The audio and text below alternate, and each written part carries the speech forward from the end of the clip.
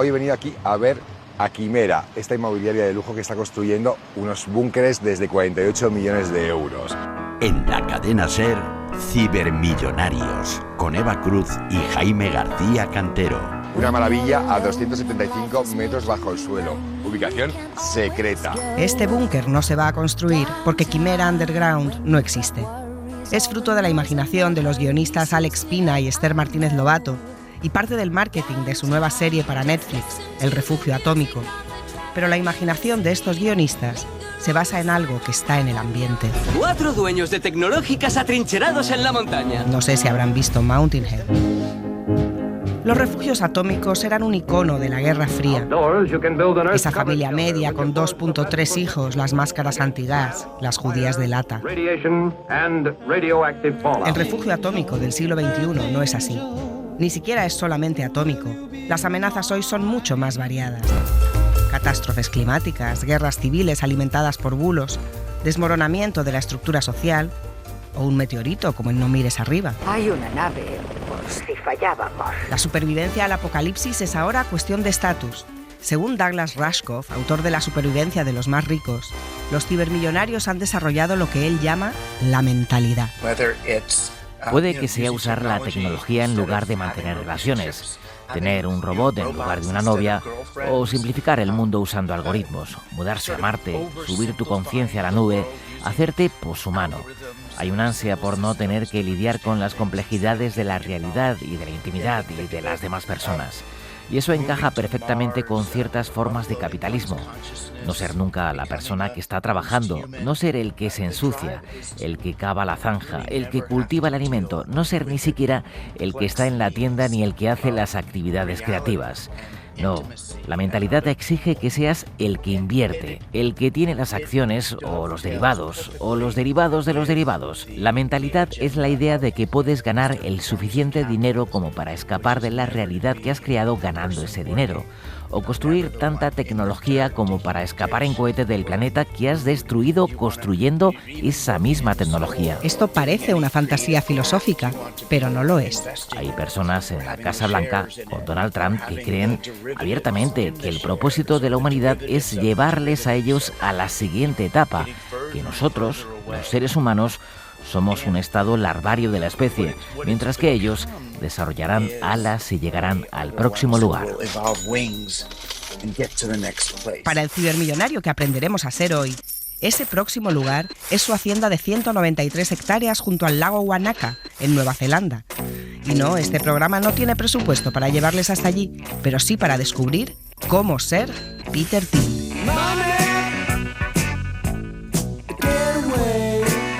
Jaime García Cantero, hola. Hola, Eva Cruz.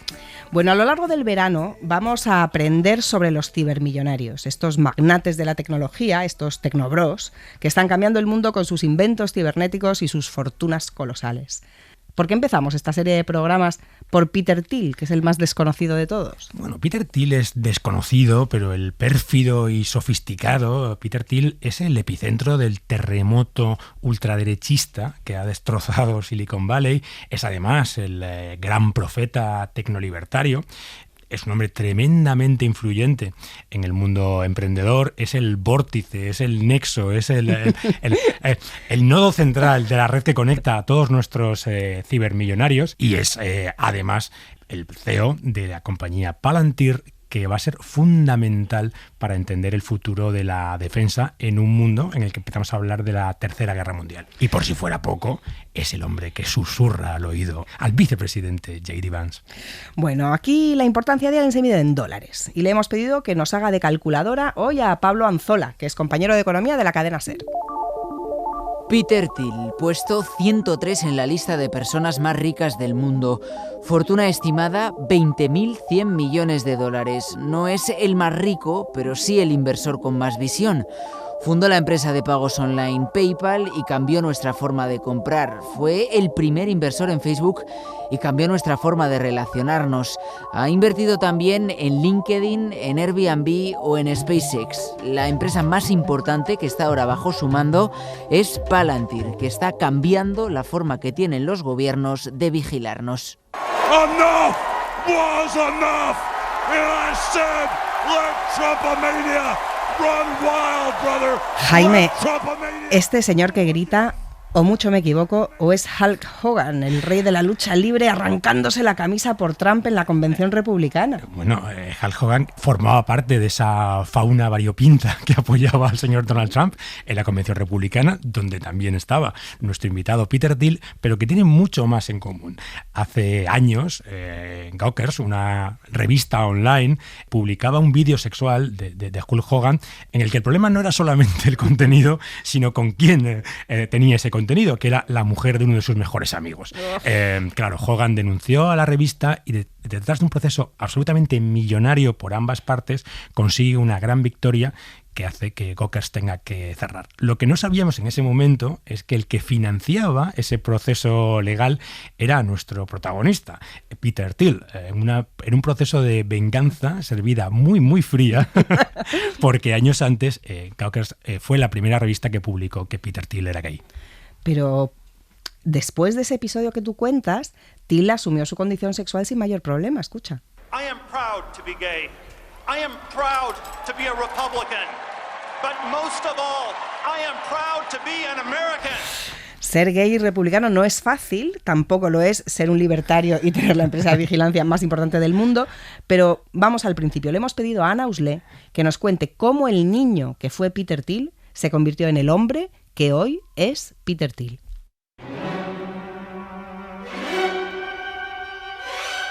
Peter Thiel nació en Frankfurt, Alemania, en 1967, pero pasó la mayor parte de su infancia en Sudáfrica y en Namibia, donde su padre, ingeniero, trabajaba en las minas de oro. Se educó en un colegio de aires militaristas en la ciudad de Svakopmund. Demasiados nazis. El único lugar del mundo donde todavía en aquellos años se celebraba el cumpleaños de Hitler.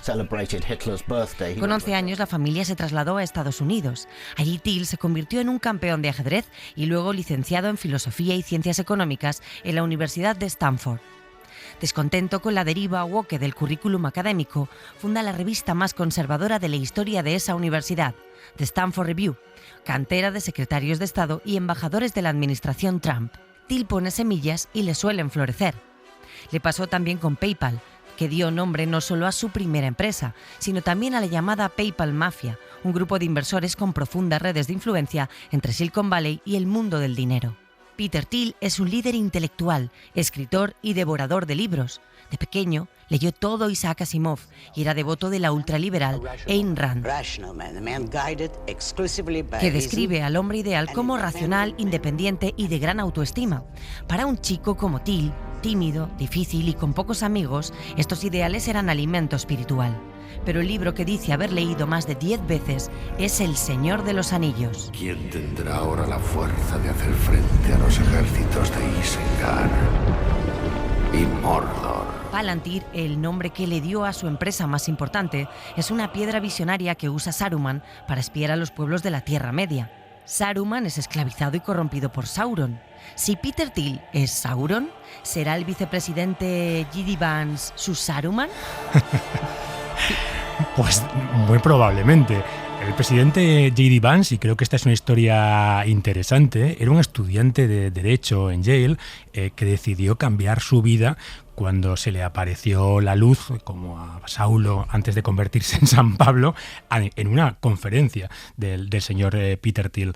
A partir de ahí, Thiel ha sido el gran donante de la campaña de Vance, no solo de esta última, sino de todas sus campañas hasta llegar hasta aquí, y de hecho la leyenda dice que es la persona que consigue que él vaya en el ticket de vicepresidente de Donald Trump cuando no era uno de los favoritos. Desde luego está aumentado su poder en la administración Trump, que no solamente está ahí, sino está en su enorme presencia en el proyecto Doge, donde casi todos sus grandes directivos, incluido Elon Musk, son gente de su máxima confianza.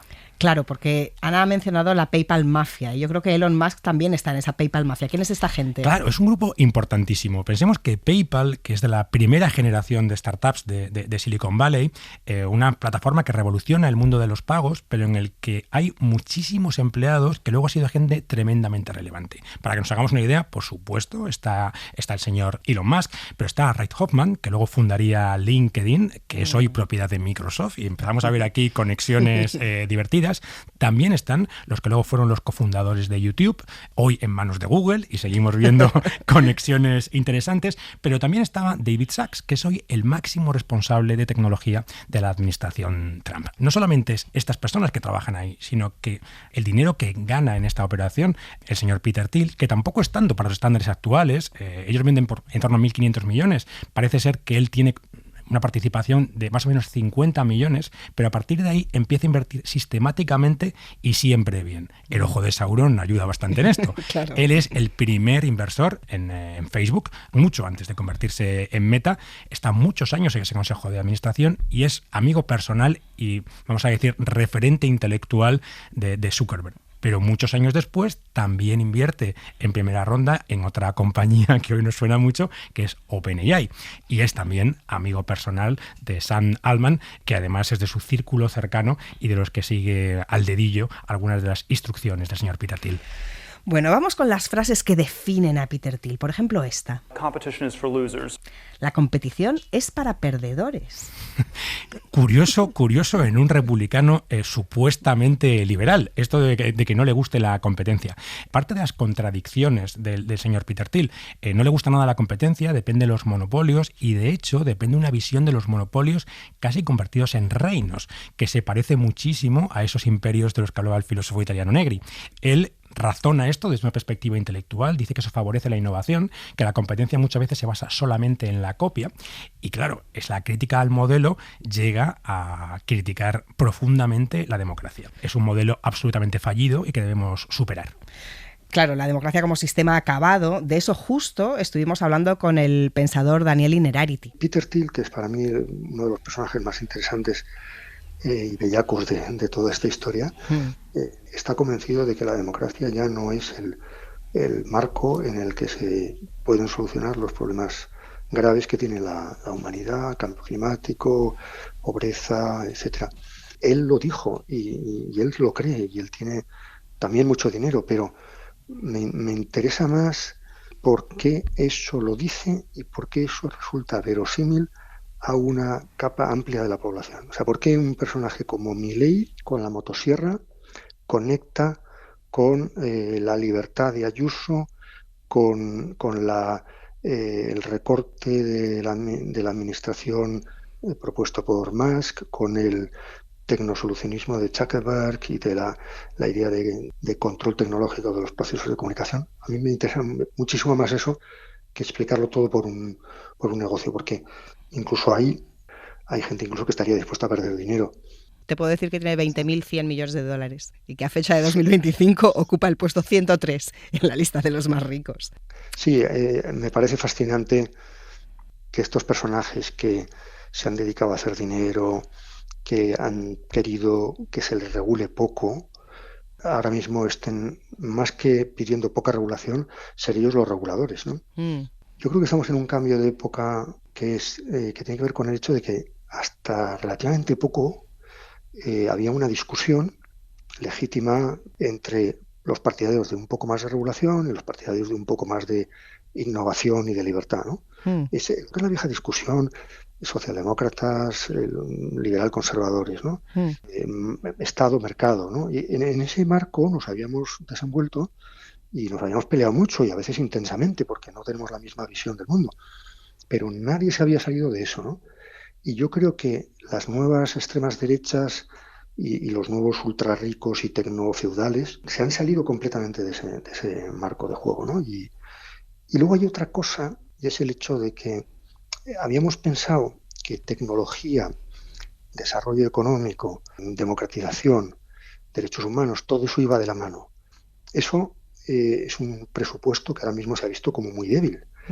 La expresión más ilustradora de esta falta de convergencia entre lo económico, lo político, lo social, es la expresión tecnofeudalismo. Es decir, que pueda haber personas tremendamente avanzadas en lo tecnológico y simultáneamente ejerciendo o añorando formas de poder tribales y muy rudimentarias.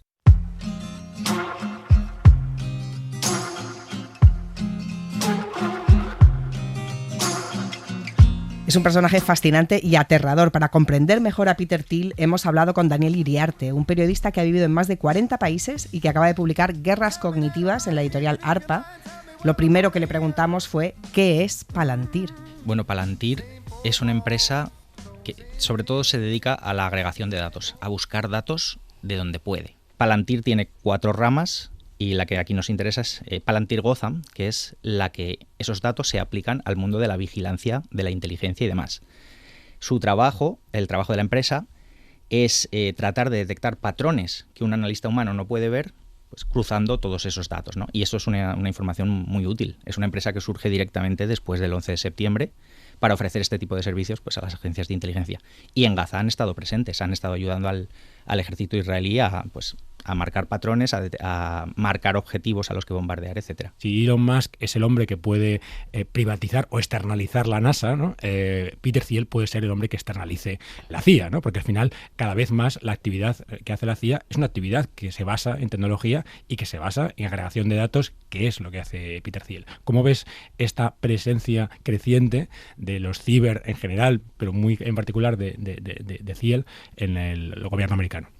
Es que lo que está pasando en el gobierno americano es un tecnogolpe, por así definirlo. O sea, tenemos la oficina de gestión de Elon Musk, la oficina de eficiencia gubernamental, el DOGE o DOGE, no sé cómo se pronuncia muy bien, pero esta oficina que en realidad, más que, o al menos en paralelo a lo que es el recorte de gastos, lo que están haciendo es sacar datos. Y esos datos se están integrando en grandes bases de datos, ¿sí? Gestionadas por Palantir. O sea, Palantir acaba de firmar un contrato de 30 millones con ICE, por ejemplo, con la Oficina de Aduanas y Inmigraciones, para integrar datos de potenciales inmigrantes ilegales en el país que lo sacan de otras bases que hasta ahora estaban vedadas para ellos, como puede ser la base de tráfico, puede ser la base de salud, las bases de impuestos, que esto ha sido una gran línea roja en Estados Unidos siempre. Quiero decir, Estados Unidos es un país muy peculiar en el sentido de que los inmigrantes pagan impuestos aunque no reciban servicios, porque ha sido siempre una iniciativa, una manera de demostrar que están aquí para ayudar a levantar el país, ¿no? Para tu americanidad, ¿no? Para entonces, sentirte estadounidenses, pagar impuestos en Estados Unidos. Eso es. Y entonces esos datos han estado siempre blindados. Y sin embargo ahora se han empezado a utilizar para buscar a esos inmigrantes ilegales, porque el sistema también de naturalización es muy duro en Estados Unidos. Uno puede ser inmigrante durante 25 o 30 años y seguir siendo ilegal, ¿no? Y entonces, claro, el que esos datos se estén utilizando ahora para cuestiones de seguridad, pues es muy preocupante. Palantir firma un contrato por valor de más de 90 millones de dólares, no sé si son 96, por 5 años, para agregar, para crear software que permita unir todas estas bases de datos, utilizarlas para esto. Pero es que ahora acabo de firmar otro contrato de otros 30 millones para hacerlo todavía más eficiente, ¿no? Entonces, claro, está siendo el gran negocio. Menudo ojo, pero no solo con el gobierno americano, porque Palantir tiene contratos con otros muchos gobiernos, incluido el español. El Ministerio de Defensa anunció este año un contrato con Palantir sin publicidad ni concurso público por valor de 256.200 euros, que no es mucho dinero, pero al principio de la pandemia llegó a un acuerdo con el NHS, con el Servicio de Salud Británico, por una sola libra. Tiempo después consiguió un contrato por 680 millones para renovar el software de todo el sistema de salud, y esto fue súper polémico. Es un truco comercial más viejo que el hilo negro, ¿no? Primero te dan algo gratis a cambio de un compromiso a largo plazo. Pero más allá de esto, hay una sensación como de una cierta inevitabilidad en contratar con estas empresas tan poderosas, ¿no? Un miedo de los gobiernos a que si no lo hacen se van a quedar fuera, se van a quedar atrás, van a perder la guerra tecnológica. ¿Esto es así? Realmente lo que tiene Palantir es una herramienta que es la más potente. Es que realmente hay otras, pero no llegan a la altura de esta en cuanto a, en la capacidad de cruzamiento de datos, de detección de patrones y demás. Y como todo, pues las herramientas pueden tener usos legítimos o no. Quiero decir, estamos en un entorno muy inestable, hay una amenaza yihadista, por ejemplo, bastante pronunciada, hay una amenaza en general extremista, ¿no? Y eso, pues bueno, puede ser un uso legítimo, ¿no? El encontrar patrones que te indiquen que alguien, pues por ejemplo, se está preparando para una comisión de un atentado. Pero como todo, el aparato de vigilancia pues se puede utilizar para otras cosas, ¿no? Es decir, estamos creando, mediante las redes sociales en general, pero sobre todo con aplicaciones como esta, la posibilidad de crear el mayor aparato de vigilancia de la historia. Y además estamos dando esos datos gratis, ¿no? Este monstruo vigilante, que casi es la pesadilla de Foucault, ¿no? Un monstruo capaz de vigilar absolutamente todo, tiene derivadas, cuando hablamos de internacional, bastante preocupantes. Palantir ha sido una de las empresas invitadas al último viaje de Donald Trump a Arabia Saudí y a otros países del Golfo. Parece que se va a empezar a consumir de manera amplia, vamos a decir, productos de Palantir en estos países. Todos nos podemos imaginar para qué quiere Arabia Saudí una herramienta como Palantir, ¿no? Perseguir minorías, acoso a homosexuales, este tipo de cosas que hacen los saudíes, aunque a veces en Europa se nos olvide, y que Palantir les puede ayudar a hacerlo de una manera mucho más eficiente. Este tipo de herramientas se consideran armas, es decir, probablemente Peter Thiel no puede llegar y venderle este software De hecho, en muchos casos no lo venden, lo que hacen es ofrecer el servicio y tú lo que contratas es el uso de ese servicio mediante técnicos especializados, porque dejarlo circular libremente, pues obviamente es una pérdida en cuanto de riesgo de datos y demás, ¿no? Y no lo pueden difundir así como así, pero claro, si el gobierno de Estados Unidos está perfectamente de acuerdo con que un gobierno altamente represivo como es el de Arabia Saudí lo utilice, pues bueno, la empresa, desde luego, escrúpulos morales en ese sentido no tiene. Claro, empieza a haber una tendencia tecnológica y geopolítica, casi es que es la dictadura como servicio, ¿no? O sea, tú vas a poder entrar en una web y contratar servicios para vigilar, acosar, manipular la opinión pública, y esto a clic de botón, ¿no? Entras en una web y puedes recibir este tipo de servicios. ¿Qué efectos tiene esto? Por supuesto, en países del mundo cada vez menos democráticos en general, que esto cualquier índice lo mide, pero también en otro tipo de posibles clientes de personas que no son estados, ¿no? La verdad es que los ciudadanos estamos, no voy a decir indefensos, pero casi. Porque realmente un software, por ejemplo, como Pegasus, ¿no? Un software de vigilancia, te lo pueden meter en el teléfono sin que tú puedas hacer nada, ni siquiera. Antes, al menos tú tenías la opción de no clicar en enlaces con malware, ¿no? Pero en este caso es que directamente con tener tu número de teléfono pueden tomar el control de tu aparato, ¿no? Y ahí no sirve ni la encriptación ni nada. Es decir, toman el control del terminal y ven exactamente lo mismo que tú. Entonces, en ese sentido, pues lo estamos viendo realmente con la regresión democrática en el mundo, ¿no? Todos los índices de democracia, cada año se ve que el número de democracias plenas son cada vez menores. Incluso democracias a medias como Hungría, México, pues están utilizando este tipo de técnicas. Cada vez hay más vigilancia, más acoso a activistas, a periodistas. Los periodistas, por ejemplo, son una víctima privilegiada de este tipo de acciones, ¿no? Y claro, cuantos más datos haya obtenidos por software como Palantir, pues más fácil es después desarrollar este tipo de estrategias contra ellos, ¿no? ¿Cómo es compatible esta pasión por la libertad con el control social tan extremo que supone esta tecnología? Hombre, es una pregunta un poco filosófica, ¿no? Sí, y entonces nos podemos extender aquí. También es que, sobre todo lo que hay entre Peter Thiel y otros tecnooligarcas de Silicon Valley que se adhieren a la corriente de la ilustración oscura, es un rechazo visceral a la democracia.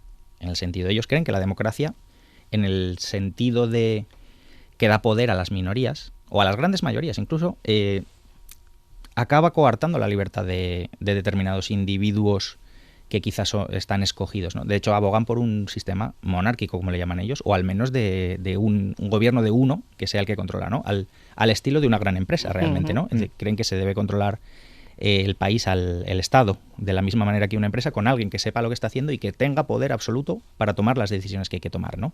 No, es interesante, ¿no? Porque es verdad que Thiel ha dicho reiteradamente que la democracia es un experimento fallido.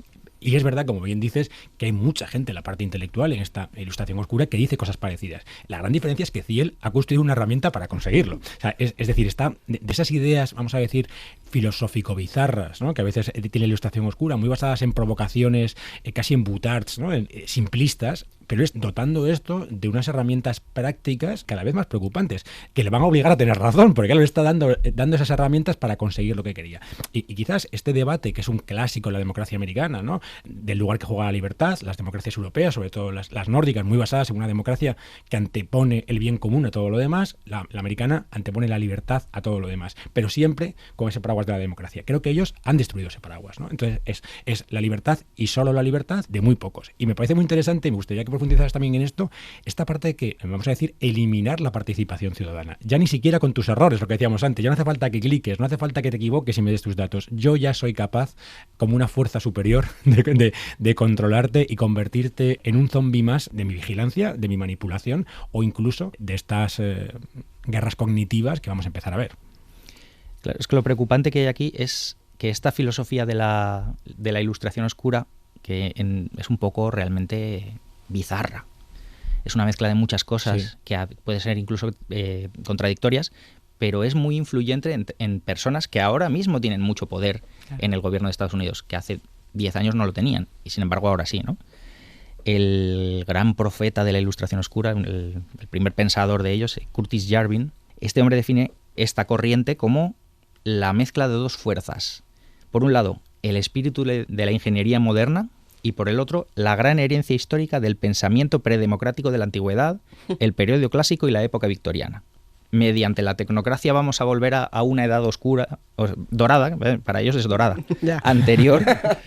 Y entonces allí, pues bueno, igual que la época victoriana era tremendamente clasista, en la antigüedad y en el periodo clásico había esclavos, bueno, pues ahora mismo, obviamente los que no sean los ciudadanos elegidos y con mayor capacidad de producir para la sociedad, de pensar, de generar estructuras elevadas, pues los demás vamos a ser trabajadores esclavos, ¿no? Y es un poco esta filosofía. Es muy interesante esta mezcla, ¿no? de recuperar la época victoriana como un modelo idílico, mezclado con la Edad Media, que también aparece recurrentemente, incluso con temas del Imperio Romano, con la cultura pop, vamos a decir, más a lo mejor basura no es la palabra, ¿no? Pero la cultura pop más pop, ¿no? O sea, con Marvel, Star Wars y todo demás. El Señor de los Anillos. El Señor de los Anillos. Esa mezcla explosiva, ¿no? Entre referentes clásicos, cultura pop, metida en una especie de coctelera rara, con citas, sobre todo de los clásicos, manipuladas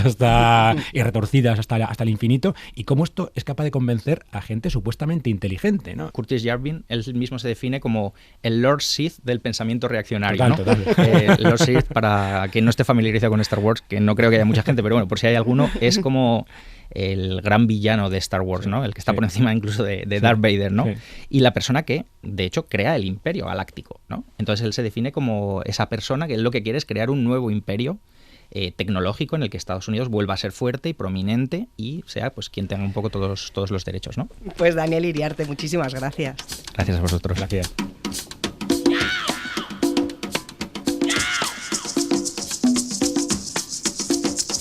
Bueno, me he quedado con la sensación de que cuanto más hablamos de Peter Thiel, menos tengo la sensación de controlarlo. Pero lo que sí podemos hacer es dedicarle una canción. Sí, que yo tengo bastante claro que para un hombre de wealth and taste, para un hombre de buen gusto y riqueza, no podía ser otra que el Sympathy for the Devil de los Rolling Stones. Peter Thiel es un símbolo de nuestros tiempos, una reivindicación de ese malismo que tanto nos asusta, una persona que es a la vez tremendamente sofisticada, el máximo exponente de la ilustración oscura, un gran lector, un intelectual, pero que a la vez defiende cosas absolutamente injustificables. Y creo que hoy, si miramos hacia adelante, los acuerdos que su empresa Palantir empieza a firmar en países como Emiratos Árabes o Arabia Saudí, deberían plantearnos algunos de estos retos de futuro que tenemos por delante. ¿Para qué querrán en Arabia Saudí utilizar una plataforma de vigilancia? Para nada bueno. Próximo episodio de Cibermillonarios. Jaime, ¿en quién nos vamos a fijar? Nos vamos a fijar en Bill Gates. ¡Ay, qué ilusión! El cibermillonario bueno. Bueno, ¿es compatible ser cibermillonario y ser bueno? El giro de Gates de ser ese empresario despiadado e inteligente de los 80 y 90 a ser ese visionario feliz al que nos tiene acostumbrados últimamente, creo que merece un capítulo. Pues lo vemos en el próximo episodio. Gracias, Jaime.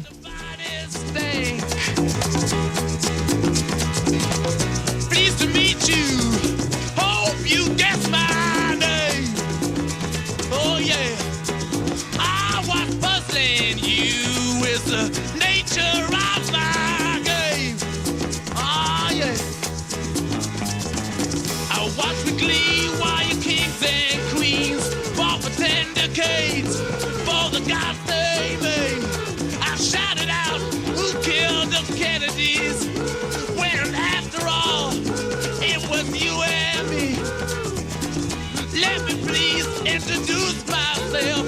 I'm a man of wealth and taste. I lay traps for troubadours.